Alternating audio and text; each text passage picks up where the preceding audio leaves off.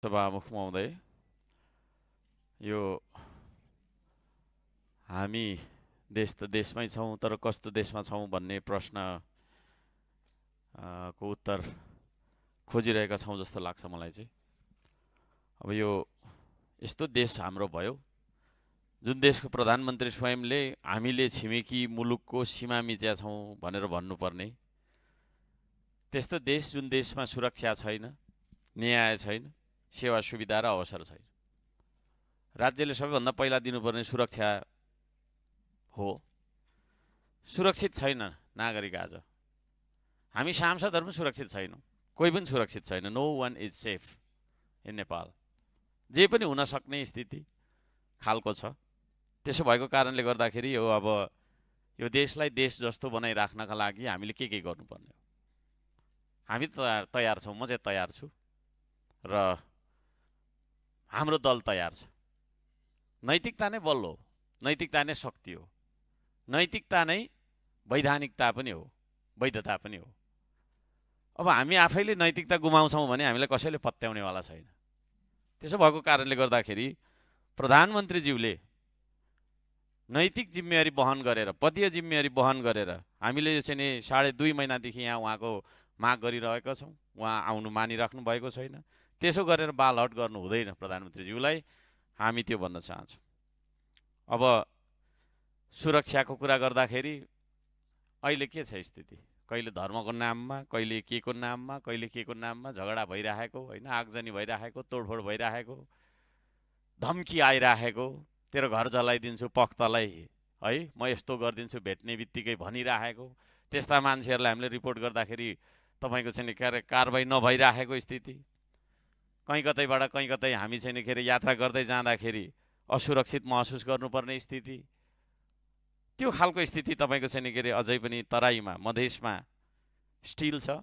मैले 2 चोटि भनिसकेको कुरा छ, फेरि पनि भनिरहेको छु। त्यो स्थितिलाई सरकारले सुरक्षित स्थितिमा परिणत गर्न सकोस्, गर्नुपर्छ भन्ने माग गर्न चाहन्छु। न्यायको कुरा गर्दाखेरि न्याय पनि छैन यो देशमा होइन। उदाहरणका लागि चाहिँ माइती घर जाँदा हुन्छ, कति महिनादेखि त्यहाँनिर कोही मान्छे बसेर डेडामा होइन, त्यो उसमा पालमा तपाईँको चाहिँ घाममा बसिरहेको छ। ती माइती घरमा बसेका मान्छेहरूलाई भेट्न चाहिँ सम्बन्धित निकाय, सम्बन्धित मन्त्रालयका मन्त्रीहरू जानुभयो? प्रश्न गर्न चाहन्छु। जानुहोस् तपाईँहरू त्यहाँ मन्त्रालयमा, तपाईँको चाहिँ एसीको तपाईँको हावा खाँदै बसेर देश भेट्न सकिँदैन। देश भेट्नका लागि खोलाखोलीमा जानु पर्यो, खेतमा जानु पर्यो, कारखानामा जानु पर्यो होइन। आन्दोलन गरिरहेका नागरिकहरूको तपाईँको चाहिँ त्यो सडकमा गएर बुझ्नु पर्यो उहाँहरूको के हो आवाज, यो भन्न चाहन्छु। अब सेवा सुविधाको कुरा गर्दाखेरि होइन, सुरक्षा छैन, न्याय पनि छैन। सेवा सुविधाको कुरा गर्दाखेरि ग्यासकै कुरा गरौँ न। यहाँ हामी यसरी बसिरहनु भन्दा ग्यासको लाइनमा गएर तपाईँको चाहिँ के अरे त्यो घाममा उभिन म चाहिँ त्यो अर्थपूर्ण हुन्छ जस्तो मलाई लाग्छ। So we should feel the pain of the people. जनताको पीडा हामीलाई महसुस हुनु पर्यो नि। यहाँ एसी भएको छैन, कोठामा बसिन्छ, एसी भएकै गाडीमा आएको होला होइन, घर गइन्छ एसी नै छ, तर त्यो सडकमा तातो घाममा तपाईँको छैन के अरे होइन, ग्यासको लाइनमा चाहिँ दिनभरि बस्ने नागरिकहरूको पीडा कहिले हामीले बुझ्ने? अहिलेको सरकारलाई ठुलो आशा गरेर चाहिँ नेपाली जनताले भोट दिनुभयो, तर परिवर्तन आएन, झन् विकराल भयो। यो सबै कुराको जरा प्रधानमन्त्रीको लापरवाही, प्रधानमन्त्रीको गैर जिम्मेवारी, प्रधानमन्त्रीले चाहिँ समन्वय गर्न नजानेर मन्त्रीहरूलाई पनि कन्फिडेन्समा लिएर हिँड्नु भएको छैन जस्तो मलाई लाग्छ। त्यहाँभित्र पनि टसल देख्छु। कहिले चाहिँ यही सदनबाट चाहिँ हामीले नगरौँ है भन्दा भन्दै ताली बजाएर चाहिँ पास भएको बजेटहरू चाहिँ त्यो फेरि स्टेटसबाट चाहिँ कता के गर्ने भन्ने कुराहरू सुन्छु। त्यस्तो केटाकेटीपनले देश चल्दैन, त्यो भन्न चाहन्छु। अवसरको कुरा गर्ने हो भने देशमा अवसर छैन, सुरक्षा छैन, न्याय छैन, सेवा सुविधा पनि छैन। अवसरको कुरा गर्ने हो भने अहिले तपाईँको इन्टरनेसनल एयरपोर्टमा जाउँदा त्यहाँ हामीलाई अवसर दिन सकेको हो कि होइन रहेछ। प्रत्येक दिन हुलका हुल युवाहरू कहाँ जाँदैछन्, के गर्दैछन्, र त्यहाँ जानका लागि फेरि लाइन बसेर बस्दाखेरि ठगिएका छन्। ती ठगहरूलाई कारबाही गर्नका लागि चाहिँ सरकारले केले रोकेको छ त्यो भनिदिनु पर्यो। कि ठगहरूसँगै साँठगाँठ छ भने हाम्रो पनि साँठगाँठ छ भनिदिनु पर्यो। नत्र भनेदेखि तपाईँको चाहिँ 2/3 नजिकको सरकारले होइन कुन कुराले चाहिँ रोक्यो त?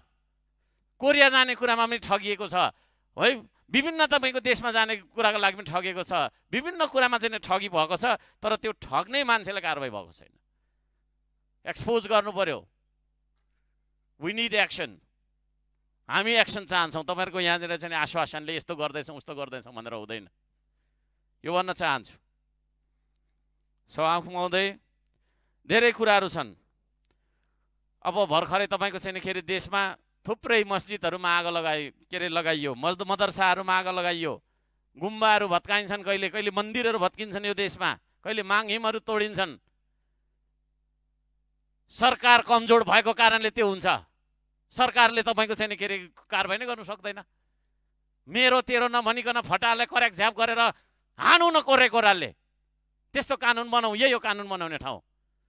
यसो लाने अनि मायाले छानबिन गर्ने, सोधपुछ गर्ने, अनि तपाईँको चाहिँ के अरे सेटिङमा निस्केर हुन्छ यो देशमा अपराधीहरू? हुँदैन। त्यसले गर्दाखेरि यो स्थितिको समूल नष्ट गर्नुपर्छ, समूल अन्त्य गर्नुपर्छ भन्ने माग राख्न चाहन्छु। दशकौँदेखि पुस्तादेखि यही देशमा बसेको मान्छेले आफूले चाहिँ नि होइन भोगचास गर्दै गरेको जग्गाको स्वामित्व छैन। अहिले तपाईँको चाहिँ के अरे होइन भूमि सुधार व्यवस्था मन्त्रीज्यूले भन्दै हुनुहुन्छ स्थानीय तहले गर्न दिएन। स्थानीय तह त प्रदेशको तपाईँको मातहतको कानुनमा चल्छ, प्रदेश सङ्घको मातहतको कानुनमा चल्छ। सङ्घको मन्त्री हो तपाईँ दिनुहोस् न तपाईँको चाहिँ के अरे धनी पूर्जा। कसले तपाईँलाई रोक्छ? स्थानीय तह कुन चाहिँले रोक्छ? हामी छौँ तपाईँलाई सहयोग गर्ने। सुकुम्बासीले धनी पूर्जा पाएन, धनी पूर्जा दिने भन्ने कुरामा नाटक गरेको छ, गीत गाएको छ, बसेको छ है। दिनुहोस्, भक्काभक दिनुहोस्, हामी पनि छौँ ल है। कसले रोक्दो रहेछ? यहाँ कङ्ग्रेसले रोक्छ कि एमाले रोक्छ कि नेकपाले रोक्छ कि राप्रपाले रोक्छ? हामी चाहिँ रोक्दैनौँ। दिनुहोस् भटाभट। केले रोकिरहेको छ? 100 वर्षदेखि धनी पूर्जा पर्खेर बसिरहेको छ। नागरिकता मात्रै तपाईँको धारण गरेर नेपाली भइन्छ? खोइ त अनि तपाईँको चाहिँ के अरे हामीलाई दिएको अधिकारहरू खोइ कसले दिनुपर्ने हो त्यो अधिकार? त्यसले गर्दाखेरि म आवाज उठाउन चाहन्छु, माग गर्न चाहन्छु, यस्तो किसिमले टालटुले पाराले तपाईँको चाहिँ आश्वासन दिएर देश चल्नेवाला छैन। कडाकडी काम गर्नुपर्छ। एउटा सानो उदाहरण, बुटवल 2 को मैना बजारको समस्या के हो यो बारेमा सम्बन्धित मन्त्रीज्यूले खोज्नु पर्यो। त्यहाँ अघि बिहान आएर चाहिँ मलाई यत्रो पत्र दिएर थुप्रै गुनासाहरू पोख्दै हुनुहुन्थ्यो। देशमा थुप्रै समस्या छन्, समय छैन हामीसँग धेरै। एकजना खेलाडीले देशको शान बढाउनका लागि खेल्यो। चाइनासँगको चाहिँ तपाईँको टुर्नामेन्टमा उसको खुट्टा भाँचिएको रहेछ, आशिष राई भन्ने मान्छे इटरीको। अहिले थाइल्यान्डमा लगाएर राखेको, रुइराखेको छ। उसलाई पनि धिक्कार लागिरहेको होला। के जुनीमा तपाईँको चाहिँ नेपालमा जन्मेछु र के जुनीमा नेपालको खेलाडी भएछु भनेर। अरू देशको खेलाडी त्यस्तो छ त? इन्टरनेसनल प्लेयर्स त्यस्तो छ? मेसीलाई दिने, रोनाल्डोलाई दिने राज्यले तपाईँको सम्मान र तपाईँको चाहिँ त्यो होइन, हामीले त्यस्तो खालको सोचेका छौँ? खेल भनेको जस्ट खेल, जा खेल, काम छैन तेरो खेल भन्ने हिसाबले खेललाई लिएको कारणले कहिले पनि हामीले इन्डस्ट्रीको रूपमा यसलाई विकसित गर्न सकेनौँ। आज हाम्रो इन्टरनेसनल खेलाडी चाहिँ विदेशमा खर्च पाइन के भनेर रुँदै बस्नुपर्ने? यो बाध्यताको अन्त्य हुनुपर्छ। यो बाध्यताको अन्त्य हुनुपर्छ। र अन्त्यमा फेरि पनि प्रधानमन्त्रीज्यूलाई योभन्दा साह्रो चिज चाहेर यहाँ बोलाउन नपरोस्, त्यो भन्दै मेरो भनाइ अन्त्य गर्दछु। धन्यवाद, नमस्ते।